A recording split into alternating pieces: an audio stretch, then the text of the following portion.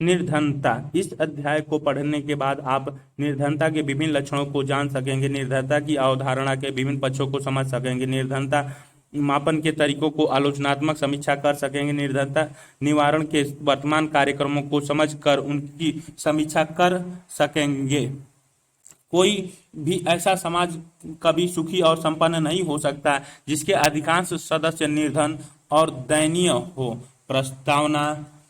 Adam Smith द्वारा कहावत कही गई है। प्रस्तावना। पिछले अध्यायों में आपने 7 दशक से भारत में अपनाई गई आर्थिक नीतियों तथा विभिन्न विकास सूचकों पर उनके प्रभाव का अध्ययन किया। जन जन की न्यूनतम मूलभूत आवश्यकताओं की पूर्ति और निर्धनता निवारण स्वतंत्र भारत का एक प्रमुख लक्ष्य रहा है। हमारी सभी पंचवर्षीय योजनाओं ने विकास के जिस स्वरूप को अंगीकार किया है उसका उद्देश्य समाज के निर्धनतम और सबसे पिछड़े सदस्यों का उन्नयन अंत्योदय रहा है। साथ ही निर्धन वर्ग को समाज की मुख्य धारा का अंग बना सभी के लिए एक न्यूनतम जीवन स्तर सुनिश्चित कराने का ध्येय लेकर ही सारे विकास कार्यक्रम की रचना की गई है। संविधान सभा को संबोधित करते हुए 1947 में जवाहरलाल नेहरू ने कहा था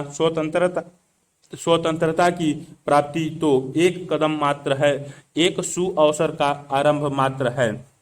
अभी और बहुत सी महान उपलब्धियां और विजय उत्सव हमारी प्रतिरक्षा में हैं। ये होंगे निर्धनता, अज्ञान, रोग और अवसरों की असमानताओं के उन्मूलन के उत्सव। किंतु आज हम जहां तक पहुंच पाए हैं यहां जानना भी आवश्यक है कि आज विश्व के निर्धनों की कुल जनसंख्या के 5वें हिस्से से अधिक निर्धन केवल भारत में रहते हैं। यहाँ लगभग 30 करोड़ ऐसे लोग बसे हैं जो अपनी मूलभूत जरूरतों को भी ढंग से पूरा नहीं कर पाते हैं।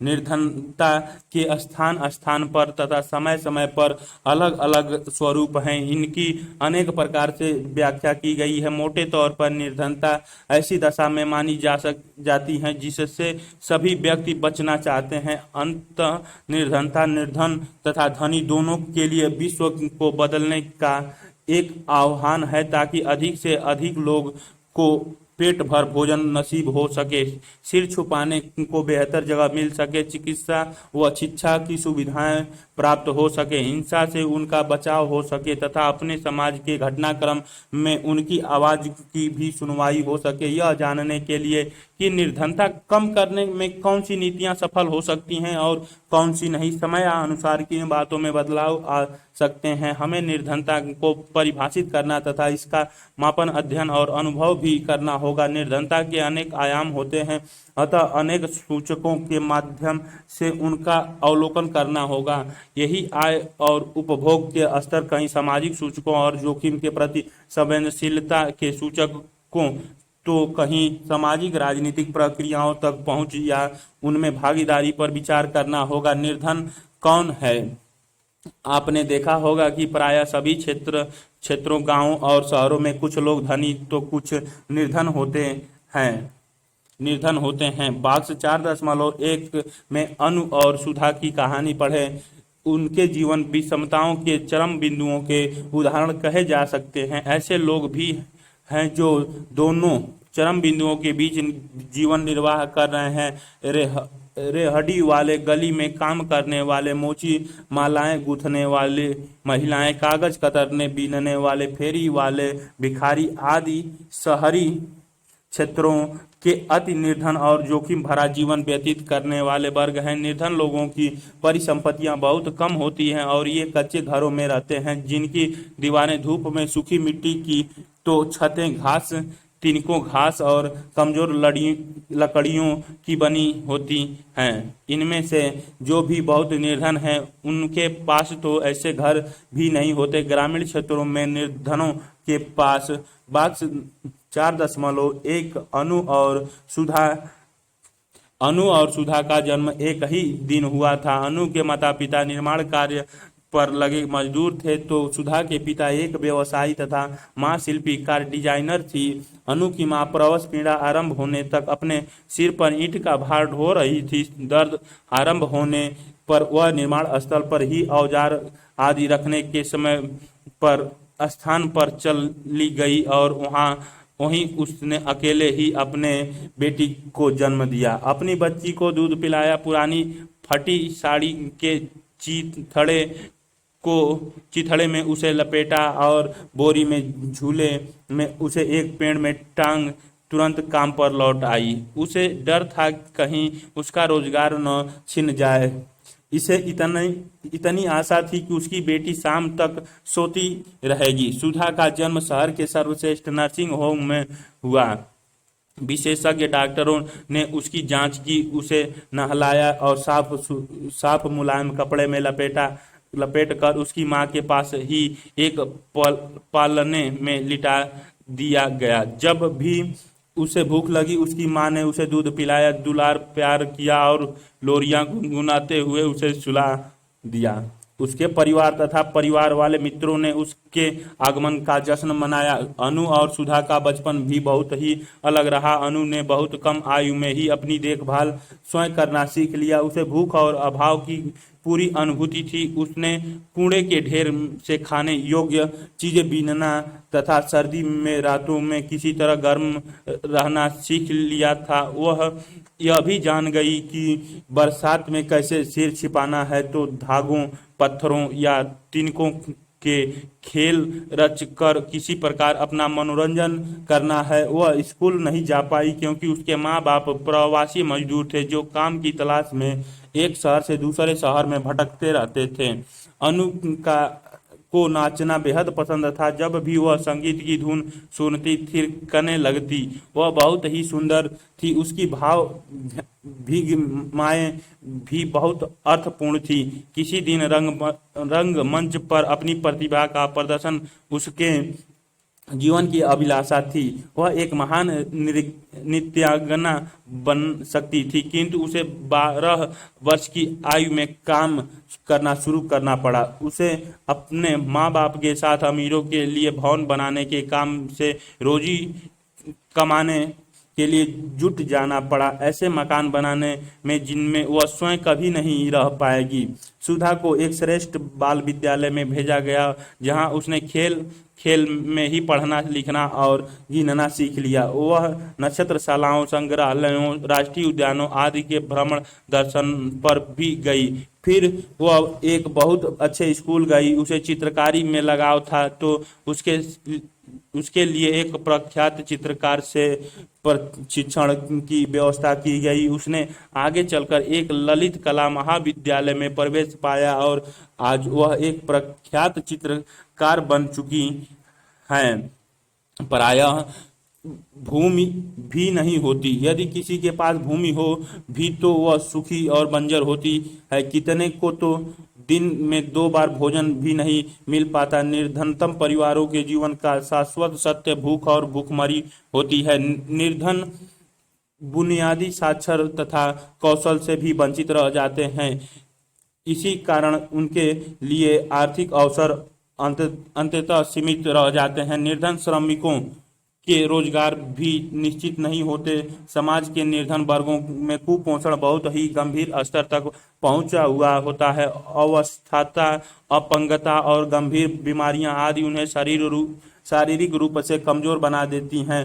वे साहूकारों से उधार लेने को विवश होते हैं तथा साहूकार जो उनसे ब्याज की ऊंची दरें असूल करते हैं, उन्हें जीवन पर्यंत ऋणग्रस्तता से मुक्त नहीं होने देते। निर्धन का जीवन नित्य जोखिम भरा रहता है। नियोक्ताओं से चित्र 4.2 अनेक निर्धन बच्चे घर झोपड़ियों में रहते हैं। चित्र में दिखाई गई है ये घर और झोपड़ियों का अपनी कानून द्वारा निर्धारित मजदूरी बढ़ाने के बारे में बात नहीं कर पाते और इनका शोषण चलता रहता है। अधिकांश निर्धन परिवारों को बिजली उपलब्ध नहीं होती। वे प्रायः लकड़ी और उपपेलों की आग पर ही अपना खाना पकाते हैं। निर्धन वर्ग में से अधिकांश को पीने का स्वच्छ सुरक्षित पानी भी सुलभ नहीं होता। पूर्ण रोजगार में भागीदारी में स्त्री पुरुष के बीच बहुत बड़ी असमानता भी साफ दिखाई देती है। शिक्षा सुविधाओं की उपलब्धता और परिवार की निर्णय प्रक्रिया में भागीदारी भी इसी असमानता से ग्रस्त रहती है। निर्धन महिलाओं को मातृत्व काल में भी कम देखभाल ही प्राप्त हो पाता है। उनके बच्चे के स्वास्थ्य, जन्म लेने और फिर दीर्घ जीवन धारण की संभावनाएं भी क्षीण होती हैं। चित्र 4.3 अधिकांशतः कृषि मजदूर निर्धन होते हैं। ये चित्र में दिखाई गई हैं। चार्ट 4.1 निर्धनता रेखा पूर्णतः निर्धन, बहुत निर्धन, निर्धन और इतने निर्धन नहीं, मध्य वर्ग, उच्च मध्य वर्ग, धनी, बहुत अमीर, बहुलखपति, बहु करोड़पति। निर्धन और धनी के बीच में ग्राफ प्रदर्शित किया गया है। अर्थशास्त्री निर्धनों की पहचान उनकी व्यवसाय तथा संपत्ति स्वामित्व के आधार पर करते हैं। उनका कहना है कि ग्रामीण निर्धन प्रायः भूमिहीन कृषि श्रमिक होते हैं या फिर वे बहुत ही छोटी जोत के स्वामी किसान होते हैं। वे ऐसी भूमिहीन मजदूर भी हो सकते हैं जो विभिन्न प्रकार के गैर कृषि कार्य करते हैं या किसी और की जमीन पर असीम काश्तकार की भांति खेती करते हैं। शहरी क्षेत्रों में अधिकांश निर्धन वही है जो गांव में वैकल्पिक रोजगार और निर्वाह की तलाश में शहर चले आए हैं। ये लोग तरह तरह के अनियमित काम करते हैं। यही स्वनियोजित लोग सड़कों के किनारे गलियों में घूम घूम कर कुछ सामान बेचते दिखाई देते हैं। निर्धनों की पहचान कैसे होती है? यदि भारत की निर्धनता की समस्या का समाधान करना है तो उसे निर्धनता के कारणों का उन्मूलन करने के लिए व्यवहारिक और धारणीय रणनीतियां बनानी होगी तथा निर्धन जन समुदाय को उनकी दारुण दशा से उबरने के लिए उपयुक्त योजनाएं बनानी होगी। किंतु इस प्रकार की योजनाओं के क्रियान्वयन के लिए सरकार को निर्धनों की पहचान करने योग्य होना होगा। इसके लिए निर्धनता और उसके कारकों को मापने का एक उपयुक्त स्केल बनाना होगा और उसके लिए कसौटियों व विधियों का बहुत ध्यानपूर्वक चयन करना होगा। स्वतंत्रता पूर्व भारत में सबसे पहले दादा भाई नौरोजी ने निर्धनता रेखा की अवधारणा पर विचार किया था। उन्होंने जेल में कैदियों को दिए जा रहे भोजन का बाजार कीमतों पर मूल्यांकन कर जेल की निर्वाह लागत का आकलन किया था। किंतु बंदी गृहों में तो प्रायः वयस्क व्यक्ति ही होते हैं जबकि वास्तविक समाज में बच्चे भी सम्मिलित हैं। अतः इस जेल निर्वाह लागत में कुछ परिवर्तन कर उन्होंने निर्धनता रेखा तक पहुंचने का प्रयास किया। इसके लिए उन्होंने यह माना कि कुल जनसंख्या में 1/3 संख्या बच्चों की होती है, जिनमें से आधे बच्चों। बाक्स 4.2 निर्धनता क्या है?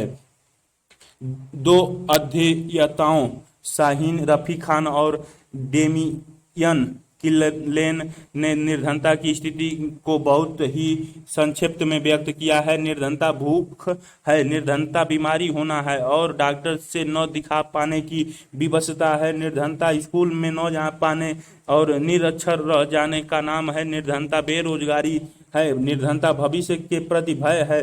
दिन में एक बार भोजन पाना है।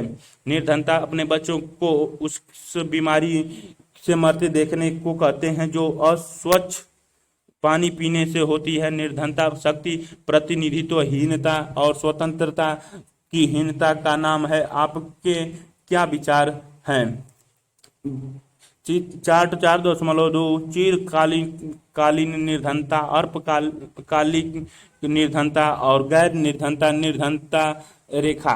बीच में काली रंग वाली विशिष्ट कोटि सदैव निर्धनता, सामान्य तथा निर्धन, चिरकालिक निर्धन, चक्रीय निर्धन, अनियमित निर्धन, अल्पकालिक निर्धन, कभी भी निर्धन नहीं, गैर निर्धन। समग्र कोटि का ये प्रकट किया गया है का उपभोग बहुत कम होता है तथा शेष आधे का भोजन भी वयस्कों से आधे ही रहता है। इस प्रकार उन्होंने 3/4 के सूत्र की रचना की, अर्थात 1/6 × 0 + 1/6 × 1/2 + 2/3 × 1 बराबर 1/12 + 2/3 बराबर 1 + 8/12 बराबर 9/12 अर्थात बराबर 3/4 जनसंख्या के इन तीनों खंडों के उपभोग के भारित औसत को औसत निर्धनता रेखा का मान माना गया था। यह जेल के वयस्कों की निर्वाह लागत का 3/4 अंश था। स्वतंत्रता प्राप्ति के बाद से भारत में निर्धन जनानुपात के आकलन के कई प्रयास हुए। योजना आयोग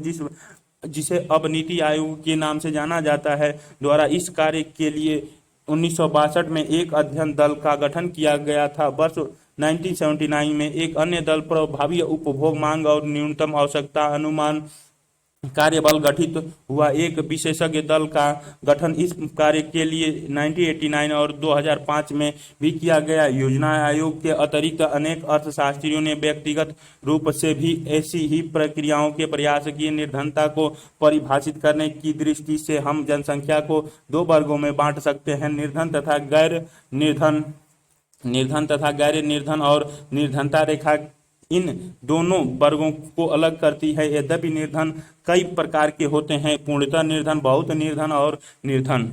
इसी प्रकार गैर निर्धन वर्ग में भी कई उपवर्ग हैं, मध्य वर्ग, उच्च मध्य वर्ग, धनी, बहुत धनी और पूर्णतः धनी। इन सभी उपवर्गों को एक निरंतर सरल रेखा पर बहुत निर्धन से लेकर पूर्णतः धनी के रूप में कल्पना करें, जिसे निर्धनता रेखा निर्धन और गैर निर्धन के बीच विभाजित करती है। निर्धनता का वर्गीकरण। निर्धनता के वर्गीकरण की भी कई विधियां हैं। एक विधि के अनुसार हम सदा निर्धन और सामान्यतः निर्धन व्यक्तियों में भी भेद कर सकते हैं। इस सामान्यतः निर्धन वर्ग में वे व्यक्ति आते हैं जिनके पास कभी कभी कुछ धन भी आ जाता है, उदाहरणतः अनियत मजदूर। इन दोनों वर्गों को मिलाकर हम चिरकालिक निर्धन वर्ग का नाम देते हैं। एक ऐसा वर्ग भी है जो निरंतर निर्धन और गैर निर्धन वर्गों के बीच झूलता रहता है, उदाहरणतः छोटे किसान और मौसमी मजदूर तथा यदा कदा निर्धन, जो अधिकांशतः समय धनी रहते हैं परंतु कभी कभी उनका भाग्य साथ नहीं देता। इन्हें अल्पकालिक निर्धन कहते हैं। इसके अतिरिक्त वे लोग जो कभी निर्धन नहीं होते हैं उन्हें गैर निर्धन कहते हैं। देखें चार्ट 4.2 निर्धनता रेखा। आइए अब इसका परीक्षण करें कि निर्धनता रेखा कैसे निर्धारित होती है। निर्धनता मापन की कई विधियां होती हैं। एक विधि तो न्यूनतम कैलोरी उपभोग के मौद्रिक मान प्रति व्यक्ति व्यय का निर्धारण करने की विधि है। इसके अनुसार ग्रामीण व्यक्ति को 2400 कैलोरी तथा शहरी व्यक्ति को 2100 कैलोरी का न्यूनतम उपभोग मिलना चाहिए। वर्ष 2011 से 12 में निर्धनता रेखा को ग्रामीण क्षेत्रों में 816 प्रति व्यक्ति प्रति माह उपभोग के रूप में तथा शहरी क्षेत्रों में 1000 रुपये प्रति व्यक्ति प्रति माह के रूप में परिभाषित किया गया। यद्यपि हमारा सरकार निर्धन परिवारों की पहचान के लिए मासिक प्रति व्यक्ति उपभोग व्यय MPCE को परिवार की आय के उद्योग के रूप में प्रयोग करती है, पर क्या आप इस विधि को देश में निर्धन परिवारों की पहचान का उपयुक्त तरीका मानेंगे? अनेक अर्थशास्त्रियों का मत है कि इस तंत्र में सबसे बड़ी समस्या यह है कि यह सभी निर्धनों को एक वर्ग में मान लेता है और अति निर्धन और अन्य निर्धनों में कोई अंतर नहीं करता। 4.2 देखें। यह विधि भी मुख्यतः भोजन और कुछ चुनी हुई वस्तुओं पर व्यय को आय का प्रतीक मानती है, पर अर्थशास्त्रियों को इस बात पर भी आपत्ति है। इससे सरकार की सहायता के पात्र व्यक्तियों के समूचे समूह का निर्धारण तो हो जाता है, पर इसकी पहचान नहीं हो पाती है कि सबसे अधिक सहायता की आवश्यकता किन निर्धनों को है। ये चित्र 4.3 स्वच्छ पेयजल और जल निःसरण व्यवस्था तो सभी के लिए आवश्यक है। चित्र में दिखाई गई पेयजल भरती हुई महिलाएं। आय और संपत्ति स्वामित्व के अतिरिक्त भी कई और कारक हैं जो निर्धनता से संबंधित माने जाते हैं, जैसे बुनियादी शिक्षा, स्वास्थ्य सेवा, पेयजल और स्वच्छता आदि की सुलभता। वर्तमान में निर्धनता रेखा का निर्धारण करने वाला तंत्र इन सामाजिक कारकों पर भी ध्यान नहीं देता जो निर्धनता को जन्म देकर इसे निरंतर बनाए रखते हैं, जैसे निरक्षरता, अस्वास्थ्यता, संसाधनों की अनुपलब्धता, भेदभाव या नागरिक और राजनीतिक स्वतंत्रताओं का अभाव। निर्धनता निवारण योजनाओं का ध्येय तो मानवीय जीवन में सर्वगुण सुधार होना चाहिए। उसमें ये बातें आवश्यक होनी चाहिए कि मनुष्य क्या बन सकता है और क्या कर सकता है, अर्थात अधिक स्वास्थ्य, सुपोषित तथा ज्ञान संपन्न हो, सामाजिक जीवन में भागीदारी कर सके। इस दृष्टि से विकास का अर्थ होगा व्यक्ति के कर्म पथ की बाधाओं का निवारण, जैसे उसे निरक्षरता, अस्वास्थ्यता, संसाधनहीनता, नागरिकों और राजनीतिक स्वतंत्रता के अभाव आदि से मुक्ति दिलाना। इन्हें कीजिए। खंड 4.2 4.3 में आपने पढ़ा कि निर्धनता की पहचान केवल उनकी कम आय और व्यय ही नहीं है, इसके कई और लक्षण भी हैं, जैसे भूमि, निवास, शिक्षा, स्वास्थ्य सेवाएं, स्वच्छता आदि के अभाव, साथ ही भेदभाव पूर्ण व्यवहार आदि भी निर्धनता का एक ही लक्षण है। चर्चा करें कि ऐसी वैकल्पिक निर्धनता रेखा जो इन सभी कारकों को समाहित कर रही है की रचना कैसे की जा सकेगी। निर्धनता रेखा की परिभाषा के आधार पर यह जानने का प्रयास करें कि आपके आसपास के क्षेत्र में घरेलू नौकर, धोबी, अखबार वाले आदि निर्धनता रेखा से ऊपर हैं या नहीं। यद्यपि हमारी सरकार का दावा है कि समृद्धि की उच्च दर, कृषि उत्पादक में वृद्धि, ग्रामीण क्षेत्रों में रोजगार और 1990 के दशक के आर्थिक सुधार कार्यक्रमों ने निर्धनता के स्तर में काफी कमी की है, किंतु अनेक अर्थशास्त्रियों को सरकार के इस दावे पर संदेह है। उनका मत है कि जिस प्रकार आंकड़े एकत्र किए जाते हैं, अर्थात जिन वस्तुओं को उपभोग समूह टोकरी में शामिल किया जाता है, निर्धनता रेखा के आकलन की कार्यविधि और निर्धनों की संख्या में भी भारत में निर्धनों की संख्या कम करके दिखाने के लिए हेरा फेरी की जाती है। निर्धनता के आकलन की सरकार विधियों की सीमाओं के कारण अनेक विद्वानों ने वैकल्पिक विधियों का प्रयोग करने की प्रयास किए हैं। इनमें से नोबेल पुरस्कार से सम्मानित अमर्त्य सेन ने एक सूचकांक का विकास किया जिसे सेन सूचकांक का नाम दिया जाता है। इसके अतिरिक्त निर्धनता अंतराल सूचकांक और वर्गित निर्धनता अंतराल उपकरणों का भी प्रयोग किया गया है। इनके विषय में आप आगे की कक्षाओं में विस्तार से जान पाएंगे। चार्ट 4.3 भारत में गरीबी से रुझान 1973 से 2012 तक गरीबों की संख्या लाखों में 0, 50, 100, 150, 200, 250, 300, 350, 1973, 74, 83, 93, 94, 2004, 5, 9, 10, 11, 12 शहरी के लिए लाल वाले दिखाए गए हैं, ग्रामीण के लिए काले वाले। कुल संख्या अनुपात में परसेंट में ग्रामीण काले रंग वाले, शहरी वाले लाल रंग 0, 10, 20, 30, 40, 50, 60% तक 1973 से 74, 83, 93, 94, 2004 से 5 और 9 से 10 और 11 से 12 में दिखाई गई है। स्रोत आर्थिक सर्वेक्षण 2011-12 वित्त मंत्रालय भारत सरकार से लिया गया है।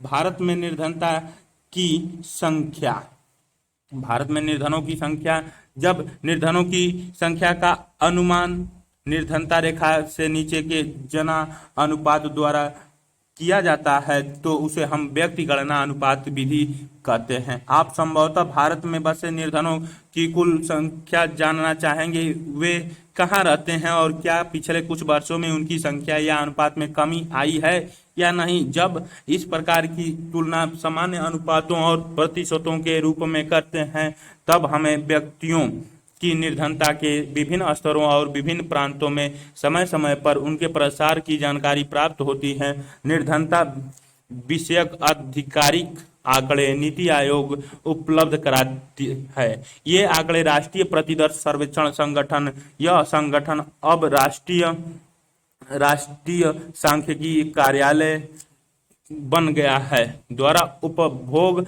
व्यय के आधार पर आकलित किए जाते हैं। चार्ट 4.3 में 1973 से 2012 की अवधि में भारत में निर्धनों की संख्या तथा जनसंख्या में उनकी अनुपात दर्शाया गया है। वर्ष 1973 से 74 में 320 मिलियन से अधिक व्यक्ति निर्धनता की रेखा से नीचे थे। वर्ष 2011 से 12 में यह संख्या कम होकर 270 मिलियन रह गई। अनुपातिक दृष्टि से 1973 से 74 में कुल जनसंख्या का 55% निर्धनता रेखा से नीचे था। यह अनुपात वर्ष 2011 से 12 में 22% रह गया। 1973 से 74 में 80% से अधिक निर्धन ग्रामीण क्षेत्रों में बसे थे। यह स्थिति 2011 से 12 में भी नहीं बदली। इसका अर्थ है कि भारत में 3/4 से अधिक निर्धन गांव में ही बसे हैं। इस स्थिति के बारे में आप क्या सोचते हैं? ग्रामीण क्षेत्रों की निर्धनता अब 4.4, कुछ बड़े राज्यों में निर्धनता रेखा से नीचे जनसंख्या 1972 से 2012 में प्रतिशत में दिखाई गई हैं। आंध्र प्रदेश में 49%, बिहार में 62%, गुजरात में 48%, कर्नाटक में 54%, मध्य प्रदेश में 62%, महाराष्ट्र में 53%, ओडिशा में 66% और राजस्थान में 46%, तमिलनाडु में 55%, उत्तर प्रदेश में 57%, पश्चिम बंगाल में 63%। ये 1973 से 74 के आंकड़े थे, जबकि 2011 से 12 में आंध्र प्रदेश में 11% हो गया, बिहार में 34%, गुजरात में 22%, कर्नाटक में 25%, मध्य प्रदेश में 36%, महाराष्ट्र में 24%, ओडिशा में 36%, राजस्थान में 16%, तमिलनाडु में 16% और उत्तर प्रदेश में 30% और पश्चिम बंगाल में 23% हो गई। नोट, उत्तर प्रदेश के साथ उत्तराखंड, बिहार के साथ झारखंड तथा मध्य प्रदेश के साथ छत्तीसगढ़ के आंकड़े भी शामिल हैं। शहरों की ओर आ गई है। हम ऐसा कैसे कह सकते हैं? 2000 दशक के आरंभ में जहां ग्रामीण क्षेत्रों में निर्धनों की निरपेक्ष संख्या में कमी आई है, वहीं शहरी क्षेत्रों में उनकी संख्या में कुछ वृद्धि दिखाई पड़ी। वैसे शहरी और ग्रामीण दोनों ही क्षेत्रों में निर्धनों की संख्या अनुपात निरंतर कम हुआ है। आप देख सकते हैं कि 1973 से 2012 की अवधि में निर्धनों की संख्या व अनुपात दोनों कम हुए हैं, किंतु इन दोनों परिणामों की गिरावट का स्वरूप बहुत उत्साहवर्धक नहीं रहा है। देश में निर्धनता की निरपेक्ष संख्या की तुलना में यह अनुपात बहुत धीमी गति से नीचे आ रहा है। यहाँ आप यह भी देखेंगे कि जहाँ शहरी और ग्रामीण क्षेत्रों में निर्धनता की संख्याओं का अंतर बिल्कुल कम नहीं हुआ, वहीं अनुपात में अंतर 1993 से 94 तक निरंतर पूर्ववत बना रहा है। 2011 से 12 में बढ़ गया। गरीबी में राज्य स्तर के रुझान चार्ट 4.4 में दिखाए गए हैं। चार्ट में दो पंक्तियां राष्ट्रीय गरीबी के स्तर का संकेत करती हैं। नीचे से पहली पंक्ति 2011 से 12 के दौरान गरीबी के स्तर का संकेत है और दूसरी पंक्ति वर्ष 1973 से 74। इसका मतलब है कि 1973 और 2012 के दौरान भारत में गरीबों की अनुपात 55 से 22 आ गया है। तमिलनाडु, उत्तर प्रदेश, बिहार, मध्य प्रदेश और पश्चिम बंगाल और ओडिशा 1973 से 74 में गरीबों का एक बड़ा वर्ग 6 राज्यों में है। 1973 से 2012 के दौरान कई भारतीय राज्यों ने काफी हद तक गरीबी के स्तर को कम कर दिया है। फिर भी 4 राज्यों में गरीबी का स्तर ओडिशा, मध्य प्रदेश, बिहार और उत्तर प्रदेश में अभी भी राष्ट्रीय गरीबी के स्तर से ऊपर है। पश्चिम बंगाल और तमिलनाडु के अन्य राज्यों की तुलना में काफी बेहतर गरीबी के स्तर को कम किया है। कैसे वे अन्य राज्यों की तुलना में काफी बेहतर करने के लिए सक्षम हुए हैं? निर्धनता क्यों होती है? समग्र निर्धनता वैयक्तिक निर्धनता का योग ही है। निर्धनता की व्याख्या अर्थव्यवस्था में व्याप्त इन समस्याओं के कारण भी हो सकती है। क, निम्न पूंजी निर्माण, ख, आधारित संरचनाओं का अभाव, ग, मांग का अभाव, घ, जनसंख्या का दबाव और अंग, सामाजिक कल्याण व्यवस्था का अभाव। आपने पहले अध्याय में भारत में ब्रिटिश शासन के बारे में पढ़ा। वैसे तो उस शासन व्यवस्था के भावों के विषय में अभी भी विवाद चल रहा है, पर भारत की अर्थव्यवस्था और जन सामान्य के जीवन स्तर पर उसके बहुत नकारात्मक प्रभाव पड़े हैं। अंग्रेजी राज्य के समय बड़े स्तर पर भी औद्योगिकीकरण बहुत औद्योगिकरण हुआ था। इंग्लैंड में लंकाशायर विनिर्मित सूती कपड़े के आयात ने काफी मात्रा में स्थानीय उत्पाद को विस्थापित कर दिया और भारत कपड़े के स्थान पर सूती धागों का निर्यातक होकर रह गया। अंग्रेजी राज्य की अवधि के दौरान 70% से अधिक भारतीय कृषि पर आश्रित थे। अतः उस क्षेत्र में जीवन निर्वाह पर अन्य बातों की अपेक्षा अधिक महत्वपूर्ण प्रभाव पड़ा। अंग्रेजी नीतियों ने ग्रामीण करों के भार को बहुत अधिक कर दिया था, जिससे व्यापारी और महाजनों को बड़े भू स्वामी बनने में सहायता मिली। ब्रिटिश राज्य में भारत ने खाद्यान्नों का निर्यात आरंभ कर दिया, जिसके परिणाम स्वरूप 1875 से 1900 की अवधि के अकालों के दौरान 260 लाख व्यक्तियों की मृत्यु हो गई। भारत में अंग्रेजी राज्य का मुख्य उद्देश्य तो यही था कि उन्हें भारत में अपने निर्यात का बाजार मिल जाए, भारत अंग्रेजों के ऋण का भुगतान करता रहे तथा अंग्रेजी साम्राज्यवादी सेनाओं के लिए मानव शक्ति प्रदान करता रहे।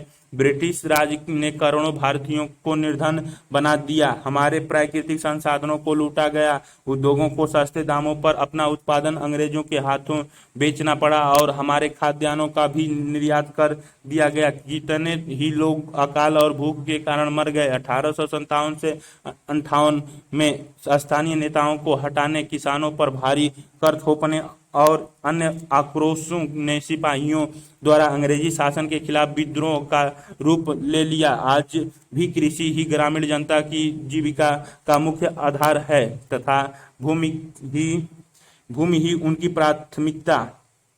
चित्र 4.4 रोजगार की गुणवत्ता का निम्न स्तर निर्धनता का पोषक है। चित्र में दिखाई गई है ये लोग बाजार में बैठे परिसंपत्ति है। भूस्वामित्व को ही भौतिक संपन्नता का प्रमुख निर्धारक माना जाता है और कहा जाता है कि जिसके पास जमीन है वही जीवन स्तर सुधारने में समर्थ हो सकता है। स्वतंत्रता के बाद ही से सरकार ने भूमि के पुनर्वितरण के प्रयास किए हैं। जिनके पास अधिक भूमि थी उससे भूमि ले कर उसे भूमिहीनों के बीच बांटा गया, जो अपनी ही भूमि पर मजदूरों के रूप में कार्य करते थे। किंतु इन प्रयासों की सीमित सफलता ही मिल पाई है, क्योंकि अधिकांश किसानों के पास जो खेत थे वे बहुत छोटे थे। उनके पास भूमि को उपजाऊ बनाने के लिए धन और योग्यता की अभाव था और जोतों का आकार व्यवहारिक रूप से बहुत छोटा था। अधिकांश भारतीय राज्य भूमि के पुनर्वितरण की नीति को लागू करने में भी असफल रहे। ग्रामीण भारत में बसे निर्धन अधिकांशतः चित्र 4.5 उच्च गुणवत्ता युक्त रोजगार अभी भी निर्धनों के लिए एक स्वप्न बना हुआ है। ये लोग दिखाए गए हैं, उच्च गुणवत्ता का स्वप्न बना हुआ है सबके लिए। बहुत छोटे किसान ही हैं, उनकी भूमि आमतौर पर कम उपजाऊ और वर्षा पर निर्भर होती है। उनकी जीविका निर्वाह फसलों पर और कभी कभी पशुधन पर निर्भर होती है। जनसंख्या की तीव्र वृद्धि और रोजगार के वैकल्पिक स्रोत के अभाव में कृषि के लिए प्रति व्यक्ति भूमि की उपलब्धता धीरे धीरे घट रही है, जिससे जोतों के विखंडन हो रहा है। इन छोटी छोटी जोतों से प्राप्त आय से परिवार की मूलभूत आवश्यकताएं भी पूरी नहीं हो पाती। आपने सुना होगा कि कृषि और अन्य घरेलू आवश्यकताओं हेतु लिए गए ऋणों का भुगतान न कर पाने के कारण किसान आत्महत्या कर रहे हैं, क्योंकि उनकी फसलें सूखे या प्राकृतिक आपदाओं के कारण नष्ट हो गई हैं। बॉक्स देखें 4.3 अनुसूचित जातियों और अनुसूचित जनजातियों के अधिकांश सदस्य उभरते हुए रोजगार के अवसरों में इसलिए भागीदारी नहीं कर पा रहे हैं क्योंकि उनके पास इसके लिए आवश्यक ज्ञान और कौशल की कमी है। भारत में अधिकांश शहरी निर्धन का एक बड़ा वर्ग है, वे जिन्होंने रोजगार और जीविकोपार्जन की तलाश में शहरी क्षेत्रों में प्रवासन किया है। औद्योगिकीकरण इन सबको काम दे पाने में विफल रहा है। शहरी निर्धनता या तो इन्हें कीजिए, आप अपने पड़ोस के धोबी और नाइयों को देखते होंगे, यह जानने का प्रयास करें कि वे यह काम क्यों कर रहे हैं, वे अपने परिवार के साथ कहाँ रहते हैं, दिन में कितनी बार उन्हें खाना मिल पाता है, उनकी भौतिक संपत्ति क्या है, वे नौकरी क्यों नहीं कर पाते। इस तरह एकत्र जानकारी पर कक्षा में चर्चा कीजिए। ग्रामीण और शहरी लोगों के कार्यों की अलग अलग सूचियां बनाइए। आप गैर निर्धन वर्गों के सदस्यों की गतिविधियों की भी सूचियां बना सकते हैं। अपनी कक्षा में उन सूचियों की तुलना कर यह जानने का प्रयास करें कि निर्धन लोग गैर निर्धन लोगों द्वारा किए जाने वाले कार्यों क्यों नहीं कर पाते। बाक्स 4.3 कपास किसानों की आपदा।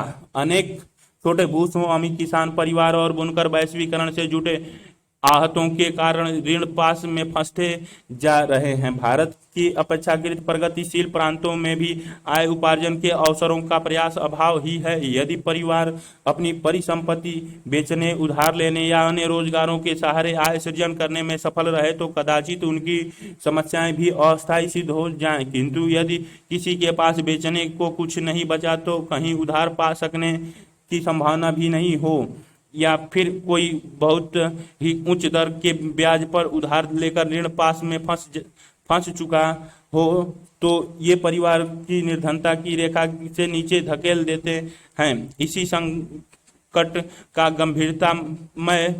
गंभीरतमय आयाम किसानों की बड़े स्तर पर आत्महत्याएं हैं। सन 2001 में भारत में मुख्यतः महाराष्ट्र व आंध्र प्रदेश में 12,000 से अधिक किसान आत्महत्या कर चुके हैं। भारत विश्व का सबसे बड़ा कपास उत्पादक क्षेत्र है, जहां वर्ष 2017 से 18 में 125 लाख हेक्टेयर भूमि पर खेती होती थी, किंतु यहां कपास की पैदावार मात्र 746 किलोग्राम प्रति हेक्टेयर है। इस नाते भारत विश्व के कपास उत्पादकों की गणना में तीसरे क्रम पर आता है। उच्च उत्पादक लागत, निम्न एवं अस्थिर उत्पादकता, विश्व कीमतों से गिरावट, संयुक्त राज्य अमेरिका तथा अन्य देशों द्वारा अपने कपास उत्पादकों को दी जाने वाली सहायता के कारण विश्व उत्पादन में गिरावट, वैश्वीकरण के घरेलू बाजार के खुलने के कारण आंध्र प्रदेश और महाराष्ट्र के कपास उत्पादक किसानों को कृषि के क्षेत्र में निराशा और आत्महत्या की विविधता की ओर ले गई। यहाँ प्रश्न लाभ कमाने या उच्च प्रतिफल का नहीं है, ये तो कृषि पर आधारित लाखों छोटे और सीमांत किसानों के लिए आजीविका कमाने और जीवित रह पाने की समस्या बन गई है। विद्वानों ने किसानों की आत्महत्या के लिए विवश करने वाले अनेक कारकों की व्याख्या की। ये कारक हैं परंपरागत कृषि से हटकर उच्च उत्पादक व्यवसाय, खेती की ओर और उस समय अग्रसर होना जबकि पर्याप्त तकनीकी सुविधाओं का नितांत अभाव है, और सरकार भी अपनी तकनीकी प्रयास योजनाओं के माध्यम से किसानों की सहायता के कार्यक्रमों में समाप्त कर चुकी है। पिछले 2 दशकों में कृषि में सार्वजनिक निवेश में निरंतर गिरावट, अंतर्राष्ट्रीय कंपनियों के बीजों में प्रस्फुटन की निम्न दर और निजी दलालों द्वारा नकली बीजों व कीटनाशकों की पूर्ति, कीट संक्रमण, अकाल और फसल का विनाश, अंग महाजनों से 36 से लेकर 120% ब्याज की ऊंची दरों पर लिए गए ऋण, सस्ते आयातों के कारण कीमत और लाभों में गिरावट तथा सिंचाई की सुविधाओं का अभाव, जिसने किसानों को बहुत गहराई से पानी निकालने वाले पंप लगाने के लिए जो असफल रहा, अति उच्च ब्याज पर उधार लेने को विवश किया है। स्रोत AK मेहता, सौरभ घोष, रितुल एलावड़ी के सहयोग से किए गए अध्ययन, वैश्वीकरण, आजीविका की हानि और निर्धनता के पास में फंसना, अल्टरनेटिव इकोनॉमी सर्वे भारत 2004 से 5, अल्टरनेटिव सर्वे ग्रुप, दानिश बुक्स दिल्ली तथा P Sainath, swelling register of death, the Hindu 29 December 2005, Shashi Arya, times of India 25 सितंबर 2019। पिछले 5 वर्षों में 40% से अधिक किसानों ने आत्महत्या की है। फिर भी यह चुनाव का मुद्दा नहीं है। शांताबाई, जो नीलकांत सीताराम खोके की पत्नी है, जिन्होंने यामता महाराष्ट्र में आत्महत्या की थी, चित्र में दिखाई गई हैं। बेरोजगार हैं। या अनियत मजदूर हैं जिन्होंने कभी कभी रोजगार मिलता है। ये अनियत मजदूर समाज के बहुत ही दयनीय सदस्य हैं, क्योंकि इनके पास रोजगार, सुरक्षा, परिसंपत्तियां, वांछित कार्य कौशल, पर्याप्त अवसर तथा निर्वाह के लिए अधिशेष नहीं होते। अतः निर्धनता का संबंध व्यक्तियों के रोजगार के स्वरूप से भी रहता है। बेरोजगारी, अल्प रोजगार, कभी कभी काम मिलना आदि शहरी व ग्रामीण मजदूरों को ऋण लेने को विवश कर देते हैं। इससे उनकी निर्धनता और बढ़ जाती है। ऋणग्रस्तता निर्धनता का एक महत्वपूर्ण कारक है। खाद्य पदार्थों और आवश्यक वस्तुओं के दाम विलासिता की वस्तुओं से कहीं अधिक तेजी से बढ़ रही है। इससे भी निम्न आय वर्गों की कठिनाइयां और अभाव और बढ़ जाती है, और आय का परिसंपत्ति के वितरण की विषमताएं भी निर्धनता की समस्या को बनाए रखने में अपना योगदान दे रही हैं। इन सभी कारकों ने कुल मिलाकर समाज को दो वर्गों में भी विभाजित कर दिया है। वे जो उत्पादक संसाधनों के स्वामी हैं और बहुत अच्छी आय कमाते हैं, तथा वे उनके पास जीवित रहने के लिए केवल अपना श्रम है। भारत में निर्धन धनी के बीच की खाई निरंतर विस्तृत होती जा रही है। निर्धनता देश के समक्ष एक ऐसी बहुआयामी चुनौती है जिसका युद्ध स्तर पर सामना करने की आवश्यकता है। निर्धनता निवारण के लिए नीतियां और कार्यक्रम। भारतीय संविधान और पंचवर्षीय योजनाओं ने सामाजिक न्याय को सरकार की विकास रणनीति का प्राथमिक उद्देश्य माना है। पहली पंचवर्षीय योजना 1951 से 56 के अनुसार वर्तमान परिस्थितियों में आर्थिक और सामाजिक परिवर्तन के अंतःप्रेरणा का उदय तो निर्धनता और आय, संपत्ति तथा अवसरों की असमानताओं से होता है। दूसरी योजना 1956 से 61 में भी कहा गया है, आर्थिक विकास का अधिकाधिक लाभ समाज के अपेक्षाकृत कम भाग्यशाली वर्गों तक पहुंचने चाहिए। प्रायः सभी नीति विषयक दस्तावेजों में निर्धनता निवारण और इस दिशा में सरकार द्वारा अपनाई जाने वाली रणनीतियों की चर्चा हुई है। सरकार ने निर्धनता निवारण के लिए त्रिआयामी नीति अपनाई। पहली समृद्धि आधारित रणनीति है। यह इस आशा पर आधारित है कि आर्थिक समृद्धि के अर्थात सकल घरेलू उत्पाद और प्रति व्यक्ति आय में तीव्र वृद्धि के प्रभाव समाज के सभी वर्गों तक पहुंच जाएंगे। ये समाज के निर्धनतम वर्गों तक भी धीरे धीरे पहुंच पाएंगे। 1950 से 1960 के दशक के पूर्वार्ध में हमारी योजनाओं का मुख्य उद्देश्य यही था। यह माना जा रहा था कि तीव्र दरें से औद्योगिक विकास और चुने हुए क्षेत्रों में हरित क्रांति के माध्यम से कृषि का पूर्ण कायाकल्प निश्चय ही समाज के अधिक पिछड़े वर्गों को लाभान्वित। पिछड़े वर्गों चित्र 4.6 काम के बदले अनाज कार्यक्रम के अंतर्गत रोजगार में लगे लोगों का दृश्य ये दिखाई गई है करेगा। आपने अध्याय 2 और 3 में पढ़ा था कि समृद्धि और कृषि तथा उद्योग क्षेत्रों में सर्वांगीण वृद्धि अधिक प्रभावशाली नहीं रही।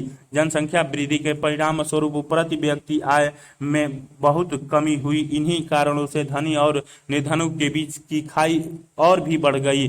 हरित क्रांति ने विभिन्न भौगोलिक क्षेत्रों के बीच तथा छोटे और बड़े किसानों के बीच का फासला बहुत बढ़ा दिया है। भूमि के पुनर्वितरण की इच्छा तथा योग्यता का अभाव था। अर्थशास्त्रियों के कथा अनुसार आर्थिक समृद्धि के लाभ निर्धनों तक नहीं पहुंच पाए। निर्धनों के विकास के लिए विकल्पों की खोज के क्रम में नीति निर्धारकों को ऐसा लगा कि अतिरिक्त संपत्तियों और कार्य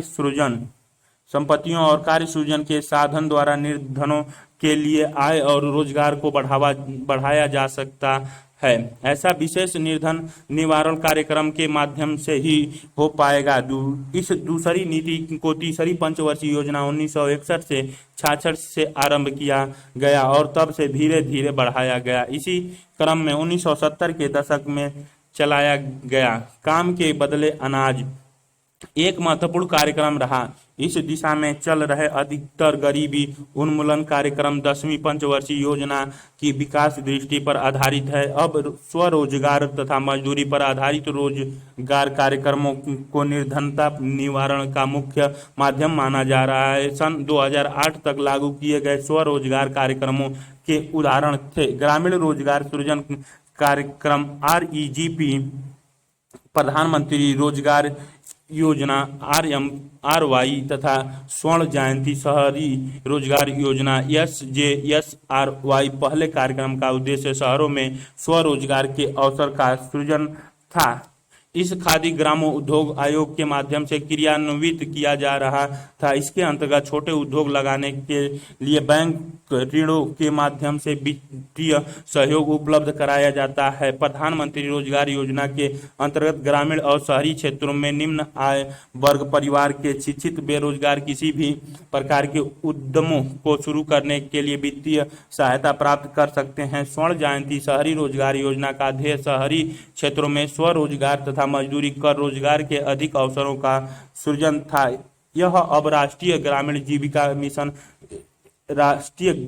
जीविका मिशन के स्वरूप में पुनर्स्थापित हो गया। इन सभी कार्यक्रमों को प्रधानमंत्री रोजगार सृजन कार्यक्रम में सम्मिलित किया गया है। PMEGP पहले के स्वरोजगार कार्यक्रम के अंतर्गत परिवारों और व्यक्तियों को वित्तीय सहायता प्रदान की जाती थी, पर 1990 के दशक में इस नीति में बदलाव आया है। अब इन कार्यक्रमों का लाभ चाहने वाले को स्वयं सहायता समूहों का गठन करने के लिए प्रेरित किया जाता है। प्रारंभ में उन्हें अपनी ही बचतों को एकत्र कर परस्पर उधार देने को प्रोत्साहित किया जाता है। बाद में सरकार बैंकों के माध्यम से उन स्वयं सहायता समूहों को आंशिक वित्तीय सहायता उपलब्ध कराती है। ये समूह इसका निश्चय करते हैं कि स्वरोजगार कार्यक्रम के लिए किसे ऋण दिया जाए। स्वर्ण जयंती ग्राम रोजगार योजना ऐसा ही एक कार्यक्रम है। इस तरह का एक कार्यक्रम राष्ट्रीय शहरी स्वरोजगार योजना है। यह योजना अब दीनदयाल उपाध्याय अंत्योदय योजना के रूप में जानी जाती है। ग्रामीण क्षेत्रों में रहने वाले अकुशल निर्धन लोगों के लिए मजदूरी पर रोजगार के सृजन के लिए भी सरकार के पास अनेक कार्यक्रम हैं। अगस्त 2005 में संसद में एक विधेयक पारित कर प्रत्येक ग्रामीण परिवारों के एक इच्छुक वयस्क को वर्ष में 100 दिन तक के लिए अकुशल शारीरिक श्रम कार्य उपलब्ध कराने की गारंटी देने का निर्णय किया गया है। इसे महात्मा गांधी राष्ट्रीय ग्रामीण रोजगार गारंटी अधिनियम 2005 मनरेगा का नाम दिया गया है। इस अधिनियम के अंतर्गत जो भी निर्धारित न्यूनतम मजदूरी पर काम करने वाले तैयार हों वह जहां यह कार्यक्रम चलाया जा रहा है वहां रिपोर्ट कर सकता है। 2018 से 19 में 5 करोड़ परिवारों को इस अधिनियम के अंतर्गत रोजगार के अवसर दिए गए। निर्धनता निवारण की दिशा में तीसरी आयाम लोगों को न्यूनतम आधारभूत सुविधाएं उपलब्ध कराना है। भारत विश्व के उन प्रथम देशों में से एक है जहां ऐसा सोचा गया है। रास्ता सस्ता अनाज, शिक्षा, स्वास्थ्य, जल पूर्ति और स्वच्छता आदि सामाजिक उपयोग आवश्यकताओं पर सार्वजनिक व्यय लोगों के जीवन स्तर को सुधार सकता है। इस विधि के अंतर्गत निर्धनों के उपभोग रोजगार अवसरों का सृजन तथा स्वास्थ्य और शिक्षा में सुधार की संपूर्ति की जाएगी। यह विधि 5वीं पंचवर्षीय योजना में अपनाई गई है। उस योजना के दस्तावेजों में कहा गया है कि रोजगार के अवसरों में विस्तार के बाद भी निर्धन व्यक्ति अपने लिए सभी आवश्यक वस्तुओं और इन्हें कीजिए तटीय, रेगिस्तानी, पहाड़ी, जनजातीय क्षेत्रों और अन्य जनजातीय क्षेत्रों में संभवतः 3 प्रकार के ऐसे रोजगार अवसरों पर चर्चा करें के सूचीबद्ध करें जो मनरेगा तथा स्वरोजगार कार्यक्रम के अंतर्गत आ सकते हैं। आपको अपने क्षेत्र में या आसपास सड़क निर्माण, किसी सरकारी अस्पताल या स्कूल आदि के भवन का निर्माण होता अवश्य दिख जाएगा। ऐसे निर्माण स्थलों पर जाकर वहां चल रहे उन कामों में लगाए गए श्रमिकों की संख्या, उन्हें दी जा रही मजदूरी आदि के बारे में 2-3 पृष्ठों की रिपोर्ट तैयार करें। सेवाओं को नहीं खरीद पाएंगे। एक निश्चित सामाजिक न्यूनतम स्तर तक उनके उपभोग और निवेश को समर्थन देना निम्नलिखित रूप में अनिवार्य रहेगा। अनिवार्य खाद्यान्न, पेयजल, शिक्षा, पोषण, स्वास्थ्य सेवाएं, संचार और विद्युत पूर्ति। निर्धनों के खाद्य उपभोग और पोषण स्तर को प्रभावित करने वाले 3 प्रमुख कार्यक्रम ये हैं: सार्वजनिक वितरण व्यवस्था, एकीकृत बाल विकास योजना तथा मध्यावकाश भोजन योजना, प्रधानमंत्री ग्राम सड़क योजना और वाल्मीकि अंबेडकर आवास योजना। आधारिकीय संरचना और आवासीय की उपलब्धि की दिशा में किए जा रहे प्रयास हैं। अब हम संक्षिप्त में यह तो कह ही सकते हैं कि भारत में अनेक दिशाओं में संतोषजनक प्रगति हुई है। सरकार के पास विशेष समूह की सहायता के लिए कुछ अन्य सामाजिक सुरक्षा कार्यक्रम भी हैं। केंद्र सरकार इस श्रृंखला में राष्ट्रीय सामाजिक सहायता कार्यक्रम चला रही है। इसके अंतर्गत निराश्रय वृद्धजनों को निर्वाह के लिए पेंशन दी जाती है। अति निर्धन महिलाओं और अकेली विधवाओं भी इसी योजना के अंतर्गत आती हैं। सरकार ने गरीब लोगों को स्वास्थ्य बीमा प्रदान करने की कुछ योजनाएं आरंभ की है।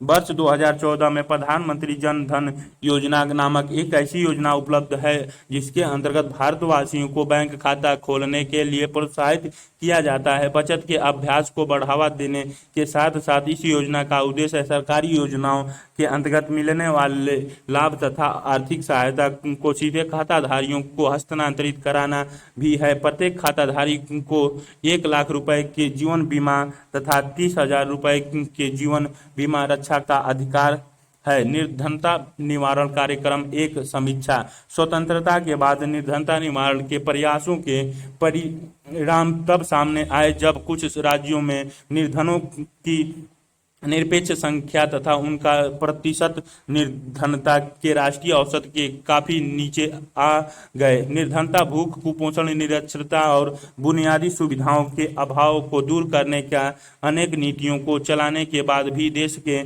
कई भागों में ये अभी भी पाए जाते हैं। यद्यपि निर्धनता निवारण नीतियों का पिछले 5.5 बाक्स 4.4 रामदास कोड़वा की मंजिल विहीन सड़क रचकेठा गांव के रामदास कोड़वा को शायद ही यह जानकर खुशी हुई कि सरकार के लिए उसका मूल्य 17.44 लाख रुपए था। इसी वर्ष 1993 के अंत में आदिवासी विकास के नाम पर सरकार ने रचकेठवा गांव तक 3 किलोमीटर लंबी सड़क का निर्माण 17.44 लाख रुपए की लागत से करने का निश्चय किया। भारत के एक निर्धनतम जनपद सरगुजा में 55% आबादी जनजातीय वर्गों की है। पहाड़ी कोड़वा गांव को तो सरकार ने आदिम जनजाति माना हुआ है और ये निर्धनों के भी सबसे नीचे वाले 5% अंश में आते हैं। उनके विकास के लिए विशेष प्रयास चल रहे हैं और उनके नाम पर बड़ी बड़ी धन राशियों का प्रावधान किया जा रहा है। पहाड़ी कोड़वा नामक एक केंद्र प्रायोजित योजना पर ही 5 वर्षों में 42 करोड़ की धनराशि व्यय की जा रही है। देश में पहाड़ी कोड़वा जनजाति की संख्या लगभग 15,000 है, जिसका सबसे बड़ा समुदाय सरगुजा में बसा हुआ है। किंतु किन्हीं राजनीतिक कारणों से इस पहाड़ी कोड़वा विकास प्रकल्प का आधार रायगढ़ जिले में बनाया गया है। रचकेठा गांव में पहाड़ी कोड़वा मार्ग के निर्माण में बस एक ही छोटा सा समस्या थी, वहाँ कोई भी पहाड़ी कोड़वा नहीं रहता था। रामदास का परिवार ही एकमात्र अपवाद है। एक गैर सरकारी संगठन के कार्यकर्ताओं का कहना है कि इस बात का कोई मतलब नहीं है कि पहाड़ी कोड़ों को किसी काम से कोई लाभ होता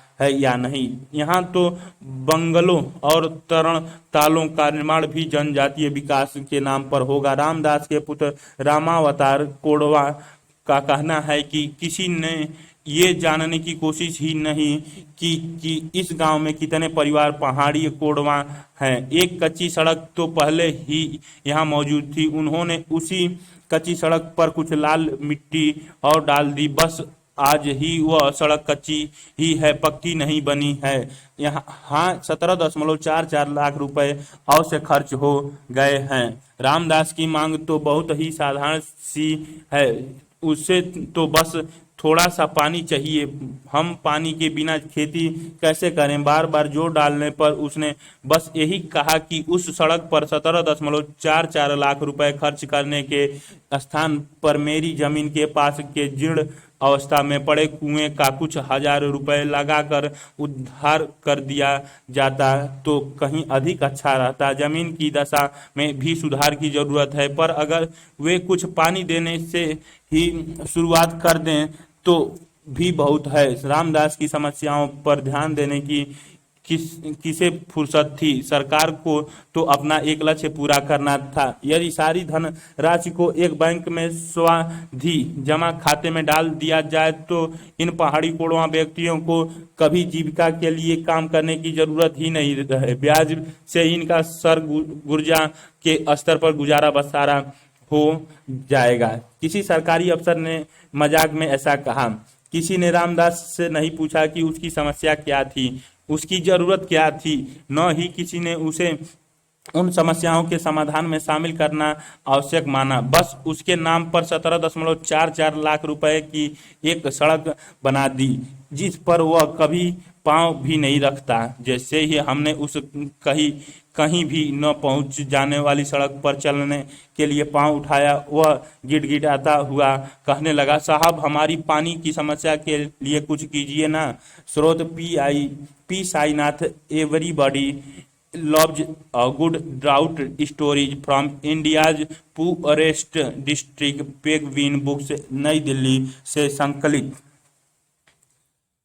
चित्र में रोजगार कार्यक्रम के कुप्रबंधन ही लोगों को ऐसे कम आमदनी वाले काम करने को बाध्य करता है। ये महिलाएं काम करती हुई चित्र में दिखाई गई हैं। दशकों से निरंतर विकास होता रहा है, फिर भी इसमें कुल मिलाकर कोई क्रांतिकारी परिवर्तन नहीं आया है। कार्यक्रम के नाम बदलते रहे हैं, कहीं कई कार्यक्रमों को मिलाकर एक बना दिया गया तो कहीं अलग अलग कार्यक्रम रहे, किंतु किसी भी कार्यक्रम से न तो उत्पादन परिसंपत्तियों के स्वामित्व में कोई परिवर्तन आया, न उत्पादन प्रक्रिया में, और न ही जरूरतमंदों की बुनियादी सुविधाओं की उपलब्धि में ही सुधार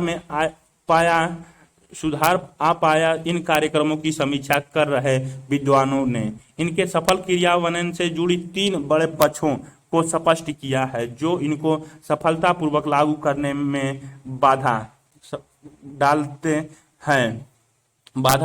भूमि और अन्य परिसंपत्तियों के विस्तरण की विषमताओं के कारण प्रत्यक्ष निर्धनता निवारण कार्यक्रम का लाभ प्रायः गैर निर्धन वर्गों के लोग ही उठा पाए हैं। निर्धनता की गहनता की तुलना में इन कार्यक्रमों के लिए आवंटित संसाधन नितांत ही अपर्याप्त रहे हैं। यही नहीं, ये कार्यक्रम सरकार और बैंक अधिकारियों के सहारे ही चलाए जाते हैं। इन अधिकारियों में उपयुक्त चेतना का अभाव, अपर्याप्त प्रशिक्षण और भ्रष्टाचार के साथ साथ स्थानीय सशक्त वर्गों के अनेक प्रकार के दबाव के कारण प्रायः संसाधनों का दुरुपयोग और बर्बादी ही होती है। इन कार्यक्रमों के क्रियान्वयन में स्थानीय स्तर की संस्थाओं की भागीदारी भी शून्य होती है। सरकारी नीतियों के दयनीय दशा से ग्रस्त उस विशाल जन समुदाय की सुध भी नहीं ली है जो निर्धनता रेखा या उससे जरा सा ही ऊपर रह रहे हैं। इससे यह बस स्पष्ट होता है कि अकेले उच्च समृद्धि ही निर्धनता कम करने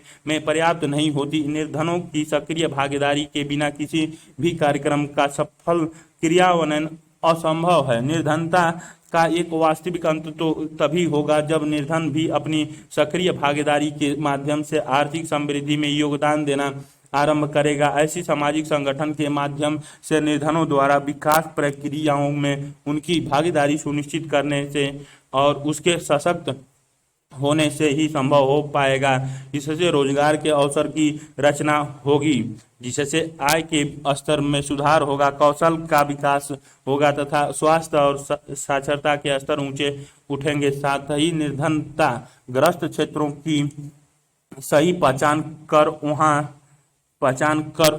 वहाँ स्कूल, सड़कें, विद्युत, संचार, सूचना प्रौद्योगिकी सेवाएं तथा प्रशिक्षण संस्थानों जैसे आधिकारिक संरचनाएं उपलब्ध कराना भी आवश्यक है। निष्कर्ष, हम स्वतंत्रता के बाद से लगभग 7 दशकों की यात्रा कर चुके हैं। हमारी सभी नीतियों का ध्येय समता और सामाजिक न्याय सहित तीव्र और संतुलित आर्थिक विकास बताया गया है। चाहे जो भी सरकार सत्ता में रही हो, सभी ने निर्धनता निवारण को ही भारत के सामने सबसे महत्वपूर्ण चुनौती माना है। देश में निर्धनों की निरपेक्ष संख्या में कमी आई है और कुछ राज्यों में राष्ट्रीय औसत से निर्धनों का अनुपात कम है। यद्यपि इस काम के लिए बहुत विशाल धनराशि आवंटित और खर्च की जा चुकी है, किंतु फिर भी हम लक्ष्यों से बहुत दूर हैं। प्रति व्यक्ति आय और औसत जीवन स्तर में सुधार हुए हैं। बुनियादी आवश्यकताओं की पूर्ति की दिशा में भी कुछ प्रगति अवश्य हुई है, किंतु अन्य देशों की तुलना में हमारी यह प्रगति प्रभावहीन प्रतीत होती है। यही नहीं, विकास के लाभ हमारी जनता के सभी वर्गों तक नहीं पहुंच पाए हैं। वैसे सामाजिक और आर्थिक विकास की कसौटियों पर हमारे देश के कुछ क्षेत्र अर्थव्यवस्था के कुछ वर्ग और समाज के कुछ अंश तो अनेक विकसित देशों से भी स्पर्धा कर सकते हैं। फिर भी ऐसे बहुत बड़ा समुदाय है जो अभी निर्धनता के दुष्चक्र से मुक्ति नहीं पा सका है। पुनः प्रवर्तन भारत का विकासात्मक रणनीति का एक प्रमुख उद्देश्य निर्धनता को कम करना है। न्यूनतम गैर खाद्य व्यय के साथ औसत प्रति व्यक्ति दैनिक आवश्यकता को पूरा करने लायक प्रति व्यक्ति उपभोग व्यय स्तर ग्रामीण क्षेत्रों में 2400 कैलोरी और शहरी क्षेत्रों में 2100 कैलोरी को ही निर्धारित रेखा या निरपेक्ष निर्धनता कहते हैं। जब निर्धनों की संख्या और उनके अनुपात की तुलना की जाती है तो हमें विभिन्न राज्यों में और विभिन्न समयों पर लोगों की निर्धनता के विभिन्न स्तरों के बारे में पता चलता है।